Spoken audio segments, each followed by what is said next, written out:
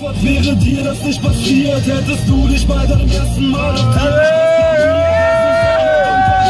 dein Vater mich missbraucht, hättest du den Kerl, den du damals liebtest, noch das Laken vollgesaugt. Mann, es geht hier ums Prinzip, wenn ich meine Frau vom Essen treffe und den ganzen Fass bezahle, ja, dann hab ich auch ein Recht auf Sex. Völlig klar, dass er dich jeden Mittag bringt. Der stellt Essen auf den Tisch, man kriegt im Leben nichts geschenkt. Deine Mama war während ihrer Schwangerschaft auf Crack. Guck mich nicht so an, ich muss es wissen, tja, ich bin dein Dad. Doch ich hab mir schon gedacht, dass du mir das hier nicht glaubst. Doch du kannst mir da vertrauen, denn ich hab es dir vertraut. Deshalb ist dein IQ nur auf Zimmertemperatur. Deshalb nenn ich in der Schule all die Kinder Missgeburt. Deshalb bist du nur ein Loser, deshalb wirst du nie ein Rapstar. Wenn du dich ganz doll anstrengst, vielleicht mal ein Tim Flex machen.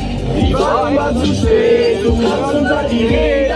Jeder hat mal einen schlechten Tag. Sie sagen nur Sex, dein Vater überträgt.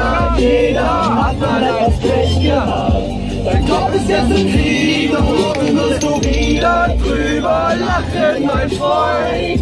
Sie erholen, wie du liebst, doch morgen wirst du wieder drüber lachen, also heul drum. Ende im Gelände! Genau, Jochis! Nein! Immer noch nicht! Immer noch nicht! Wir brauchen ein anderes Video! Das ist zu lang, Mann! Warum?